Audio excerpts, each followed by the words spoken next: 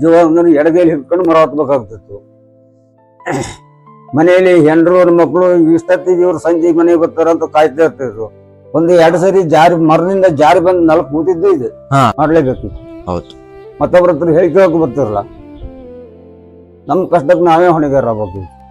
ಆಗ 100 ರೂಪಾಯಿ ದುಡ್ಕೊ ಬಂದ್ರು ಉಳಿತಿತ್ತು. ಈಗ 100 ರೂಪಾಯಿ ದುಡ್ಕೊಂಡು ಬಂದ್ರು ಉಳಿಯೋದಿಲ್ಲ. ಮಿತ್ರರೇ ನಮಸ್ತೆ. ಕರುನಾಡಿನ ಸ್ವರ್ಗ ಎಂದರೆ ಮಲೆನಾಡು. ಈ ಮಲೆನಾಡಿನ ಉಸಿರೇ ಅಡಿಕೆ. ಆರ್ಥಿಕ ಬಲವೂ ಅಡಿಕೆಯೇ. ಆದರೆ ಇವೆಲ್ಲ ಸಾಕಾರವಾಗಲು ಯಾರೋ ಒಬ್ಬರು ತಮ್ಮ ಜೀವವನ್ನೇ ಪಣಕ್ಕಿಟ್ಟು ಪ್ರತಿದಿನ ಆಕಾಶದೆತ್ತರದ ಮರಗಳನ್ನು ಹತ್ತಬೇಕು. ಮರಗಳಿಗೆ ಔಷಧ ಸಿಂಪಡಿಸಬೇಕು, ಕೊನೆ ಕೊಯ್ಯಬೇಕು. ಮಳೆ ಇರಲಿ, ಬಿಸಿಲಿರಲಿ, ಗಾಳಿ ಇರಲಿ, ಅವರ ದುಡಿಮೆ ಮಾತ್ರ ನಿಲ್ಲುವುದಿಲ್ಲ. ಸುಮಾರು 4 ದಶಕಗಳ ಕಾಲ ದಿನಗೂಲಿ ಕಾರ್ಮಿಕನಾಗಿ ಪ್ರಾಮಾಣಿಕತೆಯನ್ನೇ ಬಂಡವಾಳವಾಗಿಸಿಕೊಂಡು ಅಡಿಕೆ ಮರಗಳ ಜೊತೆಯಲ್ಲೇ ಬದುಕು ಕಟ್ಟಿಕೊಂಡಿರುವ 70 ವರ್ಷದ ಈ ಹಿರಿಯರ ಬದುಕಿನ ಪಯಣವನ್ನು ಇಂದು ಸಂಕೇತನದಲ್ಲಿ ತಿಳಿದುಕೊಳ್ಳೋಣ. ಯಜಮಾನ್ರೆ ನಮಸ್ತೆ. ನಮಸ್ತೆ. ನಿಮ್ಮ ಹೆಸರು, ಊರು ಪರಿಚಯ ಮಾಡಿಕೊಡ್ತೀರಾ? ನಮ್ದು ಇದು ಕತ್ತಿನೊಳ ಗ್ರಾಮ, ಹೊಸನಾಳ ತಾಲೂಕು, ಶಿವಮೊಗ್ಗ ಜಿಲ್ಲೆ, ಮತ್ತಿಗೆ ಪೋಸ್ಟು. ನಮ್ಮ ಮೂಲ ಸ್ಥಳ ಇದು ಚಿಂಚಿನೂರು ವಾಸಿ. ನೀವು ಇಲ್ಲಿ ವಾಸ ಮಾಡ್ತಾ ಎಷ್ಟು ಸಮಯ ಆಯ್ತು? ಹೊಸ ಮಾಡ್ತಾ ಸುಮಾರು ಒಂದು ನಮ್ಮ ಅಪ್ಪ ಅಜ್ಜನ ಕಾಲದಿಂದ ಇದ್ದೀವಿ. ಹೆಚ್ಚು ಕಡಿಮೆ ಒಂದು 60-70 ವರ್ಷ ಆಗಿದೆ. ಬಾಲ್ಯ ಹೇಗಿತ್ತು ಯಜಮಾನ್ರೆ? ಬಾಲ್ಯದಲ್ಲಿ ಆವಾಗ ಭಾರಿ ಕಷ್ಟದಲ್ಲಿತ್ತು. ಕೂಲಿ ಕೆಲಸ ಮಾಡಬೇಕು. ಅವಾಗ ಅಷ್ಟೆಲ್ಲ ಸಂಬಳನೇ ಇರಲಿಲ್ಲ. ಆಳಿಗೆ 2 ರೂಪಾಯಿ 1 ರೂಪಾಯಿ ಸಂಬಳ ಇರೋದು. ಅದರಲ್ಲೇ ಜೀವನ ಮಾಡಬೇಕಿತ್ತು. ಭಾರಿ ಬರಸ್ತನದಲ್ಲಿದ್ದೆವು ನಾವು. ಹಿಂಗೆ ಕೂಲಿ ಮಾಡಿ ಹೋಗಿ 1 ಕೆಜಿ ಅಕ್ಕಿ ತಂದು ಮಕ್ಕಳು ಮರಿ ಸಾಕ್ಬೇಕಿತ್ತು. ವಿದ್ಯಾಭ್ಯಾಸಕ್ಕೆ ಅಂತ ಆಗ್ಲಿಲ್ಲ, ಓದಕ್ಕಾಗ್ಲಿಲ್ಲ. ವಿದ್ಯಾಭ್ಯಾಸಕ್ಕೆ ಹೋಗಕ್ಕಾಗಲಿಲ್ಲ. ಯಾಕಂದ್ರೆ ನಮ್ಮ ಪರಿಸ್ಥಿತಿನೇ ಹಂಗೆ ಇತ್ತು. ಅವಾಗ ಹೊಟ್ಟೆ ಹೊರಗಳದೇ ಭಾರಿ ಕಷ್ಟ ಆಗಿತ್ತು. ಆ ಸ್ಥಿತಿಯಲ್ಲಿ ಇದ್ದಾಗ ನಮಗೆ ಓದೋಕ್ಕೆ ಬರೋಕ್ಕೆ ಆಗಲಿಲ್ಲ, ಹೋಗೋಕ್ಕೆ ಆಗುತ್ತಿಲ್ಲ. ನೀವು ಮರ ಹತ್ತಾ ಇದ್ರಿ, ಕೊನೆ ಕೊಯ್ತಾ ಇದ್ರಿ, ಔಷಧಿ ಹೊಡಿತಾ ಇದ್ರಿ. ಹೌದು. ಇದು ಯಾವಾಗ ಶುರು ಮಾಡಿದ್ರಿ? ನಾನು 10-18 ವರ್ಷಕ್ಕೆ ಶುರು ಮಾಡಿಬಿಟ್ಟಿದ್ದೆ. ಅಡಿಕೆ ಕೊನೆ ಹೊತ್ತೋದು, ಕೊನೆ ಕುಯ್ಯೋದು, ಔಷಧಿ ಹೊಡೆಯೋದು, ಪ್ರತಿಯೊಂದು ಕೆಲಸನೂ ಮಾಡ್ತಿದ್ದೆವು. ಅವಾಗ ಮರ ಜ್ಯೋತಿ ಬುಗ್ಸಿಗೆ ಕುಯ್ಬೇಕಿತ್ತು. ಈಗೇನು ಹಾಕಲ್ಲ. ಈಗ ನೆಲದ ಮೇಲೆ ನಿಂತ್ಕೊಂಡು ಕೆಲವು ಮಾಡಿ ಕೆಲಸ ಕೊನೆ ಕುಯ್ಯೋದು, ಔಷಧಿ ಹೊಡೆಯೋದು ಎಲ್ಲ ನೆಲದ ಮೇಲೆ ನಿಂತ್ಕೊಂಡು ಆಗೋದು. ಅವಾಗ ಬಹಳ ಕಷ್ಟ ಇತ್ತು. ಅವಾಗ ಭಾರಿ ಕಷ್ಟ ಇತ್ತು. ಯಾವ ತರ ಕಷ್ಟ ಆಗ್ತಿತ್ತು? ಮಳೆಗಾಲದಲ್ಲಿ ಮರ ಹತ್ತದೇ ಭಾರಿ ಕಷ್ಟ. ಸಿಕ್ಕಾಪಟ್ಟೆ ಜಾರಿಕೆ, ಮರ ಹತ್ತಕ್ಕೆ ಹತ್ತಿರಲ್ಲ. ಒಂದು 2 ಸರಿ ಮರದಿಂದ ಜಾರಿ ಬಂದು ನೆಲಕ್ಕೆ ಕೂತಿದ್ದು ಇದೆ. ಏನ್ ಮಾಡ್ತಿದ್ರಿ ಅವಾಗ? ಅದಕ್ಕೆ ಕಡೆಗೆ ಒಂದು ಕಂಬಳಿ ಚೊಪ್ಪು ಹಾಕಿ ಮರ ಹತ್ತದ್ಕೊಂಡು ಕಲ್ತಿದ್ದು. ಅದರಲ್ಲಿ 2 ಮರ ಹತ್ಬೋದು. 3ನೇ ಮರಕ್ಕೆ ಮತ್ತೆ ಹೋಗಿ ತೊಳ್ಕೊ ಬಂದ್ಕೊಂಡೆ ಮತ್ತೆ ಹತ್ಬೇಕು. ಹೆಸರು ಬಿಡ್ತೈತಿ, ಹತ್ತಿರಲ್ಲ. ಹೌದು. ಏನಾಯ್ತು ಅವಾಗ? ಸೊಂಟಕ್ಕೆ ಸ್ವಲ್ಪ ಏಟು ಬಿತ್ತು ಬೆನ್ನಿಗೆ. ಅವಾಗ ಮನೆ ಬಂದು ಈ ಕಾಳು ಮೆಣಸು ಇರ್ತೈತಿ. ಕಾಳು ಮೆಣಸು ಹರಿದು ಮನೆಯವ್ರ ಕೈಲಿ ಹಚ್ಚಿಕೊಂಡು ಬೆನ್ನಿಗೆಲ್ಲವ ಬಿಸಿ ನೀರು ಇದು ಸ್ನಾನ ಮಾಡೋದು. ನೀವು ಕೊನೆ ಕೊಯ್ಯಕ್ ಹೋದ್ರಿ, ಔಷಧಿ ಹೊಡೆಯಕ್ ಹೋದ್ರಿ ಅಂತಂದ್ರೆ ದಿನ ನಿಮ್ಮ ಮನೆಯವರು, ಶ್ರೀಮತಿಯವರು ನಿಮ್ಗೆ ದಿನ ಮಸಾಜ್ ಮಾಡ್ಕೊಡ್ಬೇಕಿತ್ತ ಏನೋ? ಮಾಡ್ಬೇಕಿತ್ತು. ಯಾಕಂತಂದ್ರೆ ಸುಸ್ತಾಗಿ ಬರ್ತಿದ್ದೇವಲ್ಲ, ಮಾಡ್ಬೇಕಿತ್ತು. ಅವಾಗ ನಿಮ್ಗೆ ಮರ ಹತ್ತದನ್ನ ಯಾರು ಹೇಳ್ಕೊಟ್ರ ಅಥವಾ ನೀವೇ ಕಲ್ತಿದ್ದ? ಈಗ ಅಕ್ಕಪಕ್ಕದಲ್ಲೆಲ್ಲ ಹತ್ತಿದ್ರಲ್ಲ, ನಾವು ಇದೊಂದು ಮಾಡ್ಕೊಂಡ್ರೆ ಏನಾದ್ರು ಜೀವನಕ್ಕೊಂದು ಇದಾಗ್ಬೋದು ಅನ್ನೋ ಲೆಕ್ಕದಲ್ಲಿ ಮರ ಹತ್ತಕ್ಕೆ ಕಲ್ತಿದ್ವಿ. ಎಷ್ಟೆಷ್ಟು ಎತ್ತರದ ಮರ ಇರ್ತಿತ್ತು? ಎಲ್ಲಿ ತನಕ ಹತ್ತಾ ಇದ್ರಿ ನೀವು? ಹೆಚ್ಚು ಕಡಿಮೆ 75 ಅಡಿ ಎತ್ತರದವರೆಗೂ ಹೋಗ್ಬಿಟ್ಟಿದ್ದೆವು. ಅಲ್ಲಿಂದ ಇಳಿದು ಬರ್ಬೇಕಿತ್ತು, ಅಷ್ಟು ಮೇಲೆ ಹೋಗ್ಬೇಕಿತ್ತು. ಅವಾಗ ಔಷಧಿ ಹೊಡೆದ್ರೆ ಅಲ್ಲಿ ಹೋಗ್ತಿರಲ್ಲ, ಮೇಲೆ ಹೋಗ್ಬೇಕು. ಇಲ್ಲಿ ಕೆಳಗಿದ್ದು ಅರ್ಧಂಬರ್ನ ಕುತ್ಕೊಂಡು ಹೊಡೆದ್ರೆ ಕೊನೆಗೆ ಮುಟ್ತಿರಲ್ಲ. ಅವಾಗ ಕೊಳೆ ರೋಗನೂ ಜಾಸ್ತಿ, ಮಳೆ ಜಾಸ್ತಿ ಇತ್ತಾಗ. ಮಳೆ ಜಾಸ್ತಿ. ಈಗ ಮಳೆಗಾಲದಲ್ಲಿ ಮಳೆಯಲ್ಲೇ ಹತ್ಬೇಕಿತ್ತು ಔಷಧಿ ಕೊನೆಗೆ. ಹೌದು. ನಿಮ್ಗೆ ಹೆದರಿಕೆ ಆಗ್ತಿರ್ಲಿಲ್ವಾ ಅಷ್ಟು ಎತ್ತರ ಮರ ಹತ್ತಿದಾಗ? ಅವಾಗ ಹೆದರಿಕೆ ಆಗ್ತಿರ್ಲಿಲ್ಲ. ಫಸ್ಟಿಗೆ ಸ್ವಲ್ಪ ಭಯ ಆಗ್ತಿತ್ತು, ಹೆದರಿಕೆ ಆಗ್ತಿತ್ತು. ಎಲ್ಲಿ ಜಾರು ಬರ್ತದೆ ಅಂತೇಳಿ. ಕಡೆಗೆ ರೂಢಿ ಆಗ್ಬಿಡ್ತು. ಅವಾಗ ಧೈರ್ಯ ಬರೋದಿತ್ತು. ಹಾಗಾದ್ರೆ ಎಷ್ಟು ವರ್ಷ ಈ ಕೆಲಸ ಮಾಡಿದ್ರಿ ಯಜಮಾನ್ರೆ? ನಾನು ಸುಮಾರು 18 ವರ್ಷದಿಂದ ನಾನು ಈಗಲೂ ಮರ ಹತ್ತಾ ಇದ್ದೀನಿ. ನನಗೆ ಈಗ 66ನೇ ವರ್ಷ. ಈಗ ಆಗತ್ತಾ ನಿಮ್ಮ ದೇಹ ಸಪೋರ್ಟ್ ಮಾಡತ್ತಾ ನಿಮ್ಗೆ? ಏನು ತ್ರಾಸ ಆಗಲ್ವಾ ಮರ ಹತ್ತಕ್ಕೆ? ತ್ರಾಸ ಆಗುತ್ತೆ, ಜೀವನಕ್ಕೆ ಬೇಕಲ್ಲ ಅಂತೇಳಿ ಕಷ್ಟಪಡೋದು. ದಿನಕ್ಕೆ ಎಷ್ಟು ಮರ ಹತ್ತಾ ಇದ್ರಿ? ಎಷ್ಟು ಮರಕ್ಕೆ ಔಷಧಿ ಹೊಡಿತಾ ಇದ್ರಿ? ಎಷ್ಟು ಕೊನೆ ಕೊಯ್ತಾ ಇದ್ರಿ? ಔಷಧಿ ಒಂದು ದಿನಕ್ಕೊಂದು 500-600 ಮರ ಕುಡಿದಿದ್ವಿ. 2 ಡ್ರಮ್ ಔಷಧಿ 600 ಮರಕ್ಕೆ ಬಂದಿತ್ತು. ಕೊನೆ ಎಲ್ಲ ತುಂಬಾ ಭಾರ ಇರ್ತಿತ್ತು. ಕೊನೆ ಭಾರ ಇರೋದು, ಕೊನೆ ಪೂರಾ ಉಗ್ದೇ ತೆಗಿಬೇಕಿತ್ತು, ಮರ ಬಗ್ಸೆ ಕುಯ್ಬೇಕಿತ್ತು, ಕೊನೆ ಇಟ್ಟು ಬಿಡೋದಕ್ಕೂ ಭಾರಿ ಕಷ್ಟ ಪಡ್ತಿತ್ತು. ರೆಟ್ಟೆಲ್ಲ ನೋವು ಬರ್ತಿರ್ಲಿಲ್ವಾ ಯಜಮಾನ್ರೆ? ರಟ್ಟೆ ಎದೆ ಎಲ್ಲ ನೋವು ಬರ್ತಿತ್ತು. ಬಂದ್ರೆ ಏನ್ ಮಾಡೋದು, ಕಷ್ಟದ ಪರಿಸ್ಥಿತಿಲ್ಲ, ಮಾಡ್ಲೇಬೇಕಿತ್ತು. ಹೌದು. ಮತ್ತೊಬ್ಬರ ಹತ್ರ ಹೇಳಿ ಕೇಳೋಕೆ ಬರ್ತಿರಲ್ಲ, ನಮ್ಮ ಕಷ್ಟಕ್ಕೆ ನಾವೇ ಹೊಣೆಗಾರ ಆಗ್ಬೇಕು. ಹೌದು. ಔಷಧಿ ಹೊಡೆಯುವಾಗ ಎಷ್ಟು ತ್ರಾಸ ಆಗ್ತಾ ಇತ್ತು? ತ್ರಾಸು ಭಾಳ, ಮರ ಹತ್ತದು ಔಷಧಿ ಹೊಡೆಯಕ್ಕೆ ಬಿದ್ರೆ ಭಾರಿ ತ್ರಾಸ ಆಗ್ತಿತ್ತು. ನಮ್ದು ಕೊಟ್ಟೆ ಮನೆ ಬಲ್ದ ಮೇಲೆ ಹೋಗ್ಬೇಕು, ಇಳಿದು ಬರ್ಬೇಕಾದ್ರು ಕೊಟ್ಟೆ ಮನೆ ಬಲ್ದ ಮೇಲೆ ಇಳಿದು ಬರ್ಬೇಕು. ಮೈ ಎಲ್ಲ ಔಷಧಿ? ಹಾ, ಮೈ ಎಲ್ಲ ಔಷಧಿ, ಮೈ ಎಲ್ಲ ಗೊಬ್ಬರ ಬರ್ತಿತ್ತು. ಮರ ಗಾಜಿ ಹಿಡಿದು ನಿಂಬೆಳಿ ಹಚ್ಚಿಲ್ಲ ಅಂದ್ರೆ ಹೋಗೋದೇ ಇಲ್ಲ ಔಷಧಿ, ಇಡೀ ಮೈ ತುಂಬಾ ಔಷಧಿ ಆಗ್ಬಿಡ್ತಿತ್ತು. ನಿಂಬೆಳಿ ಹಚ್ಚೇ ತೊಳಿಬೇಕು. ಅದಕ್ಕೆ ಮತ್ತೆ ತುರಿ ಬತ್ತಿ ಬರ್ತಿತ್ತು, ಮೈ ಎಲ್ಲ ತುರಿ ಆಗ್ತಿತ್ತು. ಕೊಬ್ಬರಿ ಎಣ್ಣೆ ಉದ್ಕೊಂಡು ಇರ್ಬೇಕಿತ್ತು, ಅಲ್ಲಿ ತೆಗೆದ್ರು ಬಾರಿ ತುರಿ. ರಾತ್ರಿ ಎಲ್ಲ ಕೊಬ್ಬರಿ ಎಣ್ಣೆ ಹಚ್ಕೊಂಡ್ ಮಲಗ್ತಿದ್ರಿ? ಹಾ, ಕೊಬ್ಬರಿ ಎಣ್ಣೆ ಹಚ್ಚಿಲ್ಲ ಅಂದ್ರೆ ನಿದ್ರೇನೆ ಬರ್ತಿರಲ್ಲ, ಕಣ್ಣೆಲ್ಲ ಉರಿ ಬರೋದು, ಮೈ ಎಲ್ಲ ತುರಿ ಆಗೋದು, ಆ ಥರ. ಈಗ ಅಂದ್ರೆ ನೀವು ಔಷಧಿ ಹೊಡೆದ ದಿವಸ ರಾತ್ರಿ ಎಲ್ಲ ಎಷ್ಟೋ ದಿವಸ ನಿದ್ದೆ ಇರ್ತಿರ್ಲಿಲ್ಲ. ಹಾ, ಅವಾಗಿನ ತೋಟಕ್ಕೂ ಈಗಿನ ತೋಟಕ್ಕೂ ಏನ್ ವ್ಯತ್ಯಾಸ ನೋಡ್ತಿದ್ರಿ?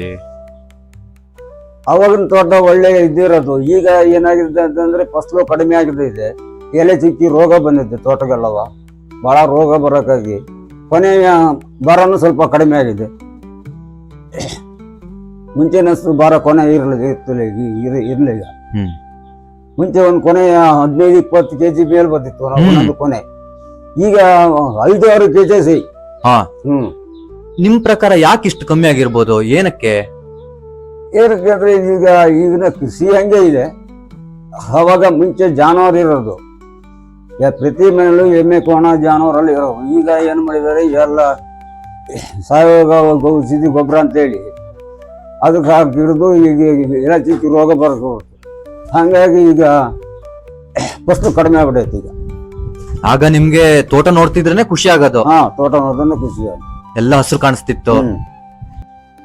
ನಿಮ್ ಪ್ರಕಾರ ಇದು ಹೀಗೆ ಮುಂದುವರಿದ್ರೆ ಅಡಿಕೆ ಮರಗಳು ಉಳಿತಾವ? ಅಡಿಕೆ ಬೆಳೆ ಹೇಗೆ ಮಲೆನಾಡಲ್ಲಿ? ಮಲೆನಾಡಲ್ಲಿ ಇದ್ದ ಮಳೆ ಹುಯ್ದು ಇದು ಎಲೆ ಚಿಕ್ಕಿ ರೋಗ ಬಿಟ್ರೆ ಭಾರಿ ಕಷ್ಟ, ಮುಂದೆ ಜೀವನ ಮಾಡೋದು ಭಾರಿ ಕಷ್ಟ ಆಗ್ಬಿಡ್ತದೆ. ಹೌದು. ಈಗ ಪ್ರತಿಯೊಂದು ನಾವು ಅವ್ರನ್ನ ನಂಬಿದ್ದೇವೆ, ಅವರು ನಮ್ಮನ್ನು ನಂಬಿದ್ದಾರೆ. ಹೌದು. ಅವರಿಗೆ ಇಲ್ಲ ಅಂದ್ರೆ ಅವ್ರು ನಮ್ಮನ್ನು ಕೂಲಿ ಕರೆಯೋದು ಕಷ್ಟವಾಗಿದ್ದಾರೆ. ನಮಗೆ ಊಟ ಮಾಡೋಕ್ಕೂ ಗತಿ ಇಲ್ಲ. ಅವಾಗ ಏನ್ ಮಾಡೋದು ಹೇಳಿ? ರೋಗ ಅಡಿಕೆ ಮರಕ್ಕೆ ಪ್ರತಿ ರೋಗ ಬಂತು ಅಂತ ಬಿಟ್ರೆ ಎಂತ ಮಾಡಕ್ ಬರೋದಿಲ್ಲ. ನಾನು ಕೇಳಲ್ಪಟ್ಟೆ, ನೀವು ಔಷಧಿ ಹೊಡೆದಾಗ ಒಂದೇ ಒಂದು ಮರಕ್ಕೂ ಕೊಳೆಯ ರೋಗ ಅಂತ ಬರ್ತಿರ್ಲಿಲ್ವಂತೆ. ಹಾ, ಏನು ವಿಶೇಷ ಇತ್ತು ನಿಮ್ಮಲ್ಲಿ ಔಷಧಿ ಹೊಡೆಯೋದು? ಔಷಧಿ ಅಂತಂದ್ರೆ ಅವಾಗ ನಾವು ಮರ ಹತ್ತಿ ಕ್ಲೀನ್ ಆಗಿ ಹೊಡೆದಿದ್ದು. ಈಗ ದೋಟಿಲಿ ನಿಂತ್ಕೊಂಡು ಹೊಡೆದು ಬಿಡ್ತಾರ, ಸುಲಭ ಆಗತ್ತೆ ಅಂತ ಹೊಡಿತಾರೆ ದೋಟಿಲೆ. ಅದೇ ಸರ್, ಒಂದ್ ಮೈತ್ ಆದ್ರೆ ಒಂದ್ ಮೈತ್ ಆಗೋದಿಲ್ಲ. ಆ ಲೆಕ್ಕದಲ್ಲಿ ಈಗ ಏನಾಗಿದೆ ಅಂತಂದ್ರೆ ರೋಗ ಬರೋದು ಜಾಸ್ತಿ ಆಗಿದೆ, ಕೊಳೆ ರೋಗ. ಹೌದು. ಮುಂಚೆ ಕೊಳೆ ರೋಗ ಇಲ್ಲ, ಮಳೆನೂ ಜಾಸ್ತಿ ಅವಾಗ. ಈಗಿನ ಯುವಕರು ನಿಮ್ ತರನೇ ಕಷ್ಟ ಪಡ್ತಾರೆ ಅಂತ ಅನ್ಸತ್ತಾ? ಇಲ್ಲ, ಈಗಿನ ಯುವಕರು ಕಷ್ಟ ಪಡೋದೇ ಇಲ್ಲ. ಎಲ್ಲರೂ ಒಂದ ಕೆಲ್ಸಕ್ಕೆ ಹೋದ್ರು, 4 ದಿನ ತಿರುಗಾಟ ಮಾಡಿದ್ರು, ಅವ್ರಿಗೆ ಏನು ಕೋಲಿ ಖರ್ಚಿಗೆ ಒಂದು ದುಡ್ಡು ಇದ್ರೆ ಸಾಕಾಗ್ಬಿಡ್ತೈತೆ, ಬೇರೆ ವ್ಯವಸ್ಥೆಗಿಲ್ಲ. ಈಗಿನ ಅವಾಗಿನ ಕಷ್ಟ ಈಗಿಲ್ಲ. ನೀವು ಅವ್ರಿಗೆ ಕಷ್ಟ ಕೊಡ್ಲಿಲ್ಲ? ಹಾ, ಈಗಿನವ್ರಿಗೆ ಏನಪ್ಪಾ ಅಂದ್ರೆ ಬಹಳ ಸುಖವಾಗಿತ್ತು. ಮುಂಚೆ ನಂಗೆ ಸೇರಕ್ಕಿ ತನ್ಕೊಂಡು ಊಟ ಮಾಡೋ ಪರಿಸ್ಥಿತಿ ಇಲ್ಲ ಈಗ. ಆದ ಕಾರಣದಿಂದ ಈಗ ಜನಗಳ ಕೆಲಸನೂ ಭಾರಿ ಕಡಿಮೆ. ನಿಮ್ಮನ್ನ ನಂಬ್ಕೊಂಡೆ ಎಲ್ರು ಇರ್ತಿದ್ರು, ನೀವು ಒಂದು ದಿವಸ ಔಷಧಿ ಹೊಡೆಯಕ್ ಹೋಗ್ಲಿಲ್ಲ, ಕೊನೆ ಕೊಯ್ಯಕ್ ಹೋಗ್ಲಿಲ್ಲ ಅಂದ್ರೆ ಏನಾಗ್ತಾ ಇತ್ತು? ನಮಗೆ ಬೇಕಿತ್ತಲ್ಲ, ಊಟಕ್ಕೆ ವ್ಯವಸ್ಥೆ ಬೇಕಿತ್ತು. ಊಟಕ್ಕೆ ಭಾರಿ ಕಡಿಮೆ ಪರಿಸ್ಥಿತಿ ಹಂಗಿರೋದು. ಹಂಗಾಗಿ ಪ್ರತಿದಿನನೂ ಹೋಗ್ಬೇಕಿತ್ತು. ಜ್ವರ ಬಂದ್ರು ಹೋಗ್ಬೇಕು, ಮೈಕೇನೋ ಶುರು ಆದ್ರೂ ಹೋಗ್ಲೇಬೇಕು. ಕಾರಣ ಹೇಳಂಗಿಲ್ಲ. ಹಾ, ಕಾರಣ ಹೇಳ್ಕೊಂಡು ಮನೇಲಿ ಇರೋಕೆ ಆಗೋದಿಲ್ಲ. ಆಗ ಬರ್ತಿದ್ದ ಸಂಬಳ ನಿಮ್ಮ ಮನೆ ನಿಭಾಯಿಸಕ್ಕೆ, ಸಂಸಾರ ನಿಭಾಯಿಸಕ್ಕೆ ಸಾಕಾಗ್ತಿತ್ತ ಯಜಮಾನ್ರೆ? ಇಲ್ಲ, ಅವಾಗ ಸಾಕಾಗ್ತಿರ್ಲಿಲ್ಲ. ಆಗ್ಲೇ ಆದ್ರೂ ಏನೋ ಕಷ್ಟ ಪರಿಸ್ಥಿತಿಯಲ್ಲಿ ಇದ್ದಂಗ್ಲೇ ಜೀವನ ಮಾಡ್ಬೇಕಲ್ಲ, ಅಂದಲ್ಲ ಆಲದಲ್ಲಿ ಜೀವನ ಮಾಡ್ತಿರೋದು. ಈಗಿನ ಯುವಕರಿಗೆ ನೀವು ಏನ್ ಹೇಳಕ್ ಇಷ್ಟಪಡ್ತೀರಿ? ಕಷ್ಟಪಡೋದು ನಾವು ಮುಂಚೆ ಹೆಂಗ್ ಕಷ್ಟಪಟ್ಟಿದ್ದೇವೋ ನೀವು ಅದೇ ಲೆಕ್ಕದಲ್ಲಿ ಕಷ್ಟಪಡಿ ಅಂತ ಹೇಳೋದು. ಅವರು ತಿರಸ್ಕಾರ ಮಾಡ್ತಾರೆ. ನಾನು ನಮಗೆ ಹೇಳೋ ನೀವು ಯಾವ ಆಗಿದ್ದೀರ ಅಂತ ಅನ್ಸ್ತಾ ಇದ್ವಿ. ಹಾಗೆಲ್ಲ ಹೀಗೆ ಅಂತ ಹೇಳಿದ್ರೆ ಅವ್ರು ತಿಳ್ಕೊಳ್ಳೋದಿಲ್ಲ. ಅವ್ರ ದಾರಿನೇ ಅವ್ರು ಹಿಡಿತಾರೆ. ಅವಾಗ ನಾವು ಏನು ಹೇಳಕ್ ಬರೋದಿಲ್ಲ. ಕಷ್ಟಪಟ್ರೇನೆ ಸುಖ. ಕಷ್ಟಪಡ್ಬೇಕು. ನಾನು ಕೇಳಲ್ಪಟ್ಟೆ ಯಜಮಾನ್ರೆ, ನೀವು ನಿಮ್ಮ ಪ್ರಾಮಾಣಿಕತೆಗೆ ಹೆಸರುವಾಸಿಯಾಗಿದ್ದೀರಿ. ಹೇಗೆ ಉಳಿಸ್ಕೊಂಡು ಹೋದ್ರಿ ಈ ಪ್ರಾಮಾಣಿಕತೆಯನ್ನ? ಪ್ರಾಮಾಣಿಕತೆ ಅಂತಂದ್ರೆ ಇವತ್ತು ಕೊಡ್ತಕ್ಕ ಯಾವಾಗಲಿ ಕೆಲಸ ಮಾಡೋದ್ರಾಗಲಿ ಪ್ರತಿ ಒಂದರಲ್ಲೂ ನಂಬಿಕೆ ಇಟ್ಕೊಳ್ಬೇಕು. ಅವ್ರನ್ನ ನಾವು ಈಗ ತಗೊಬಂದವು ಅಂತೇಳಿ ಅವರಿಗೆ ತಿರಸ್ಕಾರ ಮಾಡೋದಲ್ಲ. ಅಂತ ನಂಬಿಕೆ ಉಳಿಸ್ಕೊಂಡು ಬಂದ್ರಿಂದ ನಮಗೆ ಪ್ರತಿಯೊಬ್ರು ಇವತ್ತು 10 ರೂಪಾಯಿ ಕೇಳಿದ್ರೆ 5 ರೂಪಾಯಿನಾರು ಕೊಡ್ತೀವಿ ಅನ್ನೋ ಭಾವನೆ ಇದ್ದಾರೆ. ಆ ನಂಬಿಕೆನ ಉಳಿಸ್ಕೋಬೇಕು. ಉಳಿಸ್ಕೊಂಡಿದ್ದೀವಿ. ನಂಬಿಕೆ ನಿಮ್ ಪ್ರಕಾರ ಜೀವನದಲ್ಲಿ ಬಹಳ ಮುಖ್ಯನ ಯಜಮಾನ್ರೆ? ಅದೇ ಉಳಿಸ್ಕೊಂಡಿಲ್ಲ ಅಂದ್ರೆ ನಮಗೆ ಭಿಕ್ಷೆ ಬಿಡ್ಬೇಕಾಗುತ್ತಲ್ಲ, ಏನ್ ಮಾಡೋದು ಹೇಳಿ. ಇವತ್ತೊಬ್ರಿಗೆ ಸಾಲ ತಂದು ಅದನ್ನ ತಿರಸ್ಕಾರ ಮಾಡಕ್ ಬರೋದಿಲ್ಲ. ಮರುಪಾವತಿ ಮಾಡಿದ್ರೆ ಮಾತ್ರ ಅವ್ರಿಗೆ ಒಂದು ನಂಬಿಕೆ ಉಳಿಯುತ್ತೆ. ಈಗಿನ ಕಾಲದಲ್ಲಿ ದುಡ್ಡಿಗೆ ಬೆಲೆನೇ ಇಲ್ಲ ಅಂತ ಅನ್ಸತ್ತ ನಿಮ್ಗೆ? ಇಲ್ಲ, ಆವಾಗಿನ ದುಡ್ಡಿಗೂ ಈಗಿನ ದುಡ್ಡಿಗೂ ಭಾರಿ ವ್ಯತ್ಯಾಸ ಇದೆ. ಆಗ 1 ರೂಪಾಯಿ ದುಡ್ಡು ಬಂದ್ರು ಉಳಿತಿತ್ತು. ಈಗ 100 ರೂಪಾಯಿ ದುಡ್ಕೊಂಡು ಬಂದ್ರು ಉಳಿಯೋದಿಲ್ಲ. ಯಾಕೆ? ಈಗ ಪರಿಸ್ಥಿತಿ ಆಗಿದೆ. ಪ್ರತಿಯೊಂದಕ್ಕೂ ರೇಟ್ ಜಾಸ್ತಿ.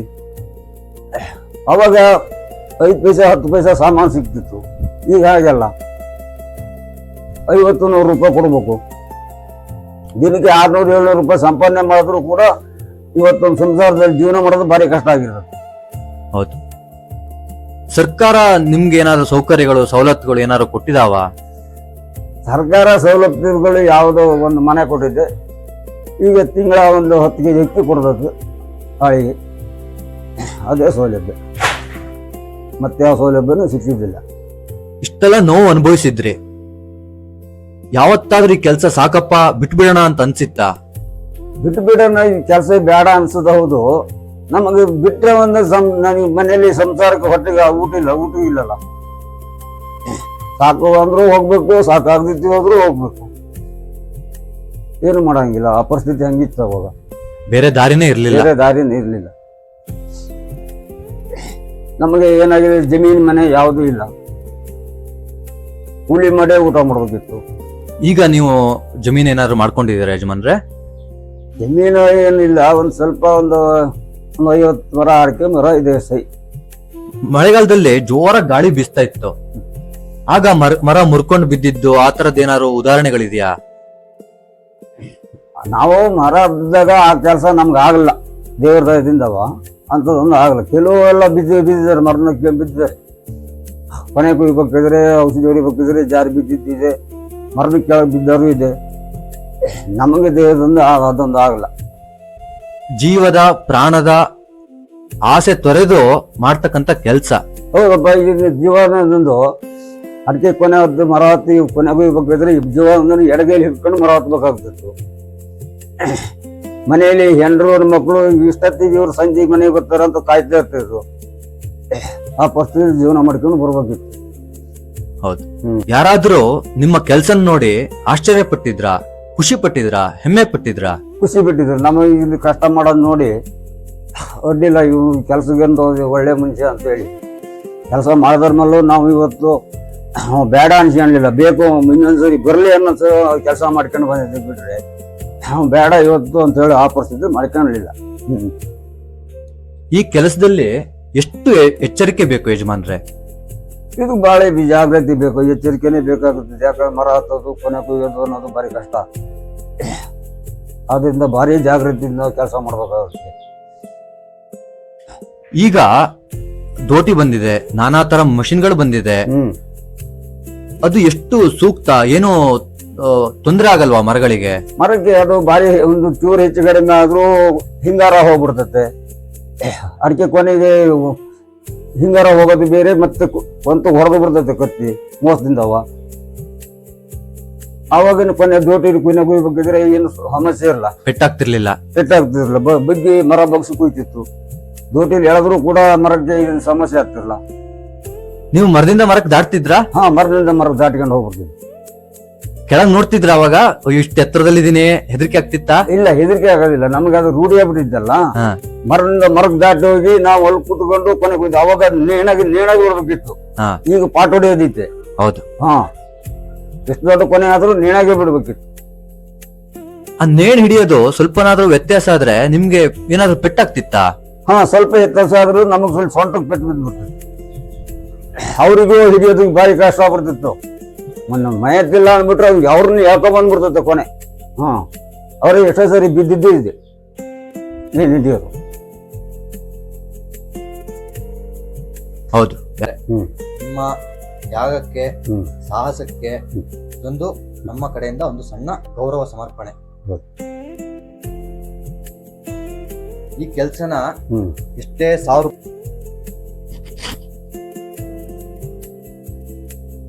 ನಿಮ್ಮ ಆರೋಗ್ಯ ಚೆನ್ನಾಗಿರ್ಲಿ, ಐಶ್ವರ್ಯ ಸಂಪತ್ತು ಬರಲಿ, ಸುಖವಾಗಿರ್ಲಿ ನಿಮ್ಮ ಜೀವನ ಅಂತ ಹಾರೈಸುತ್ತಾ ಇದೊಂದು ಗಿಡ ನಮ್ಮ ಪರವಾಗಿ. ಹೌದು. ಧನ್ಯವಾದಗಳು. ಧನ್ಯವಾದ. ಇದು ಸಂಕೇತನ. ಮತ್ತೊಬ್ಬ ಸಾಧಕರ ಬದುಕಿನ ಹೆಜ್ಜೆ ಗುರುತಿನೊಂದಿಗೆ ಮತ್ತೆ ಭೇಟಿಯಾಗೋಣ.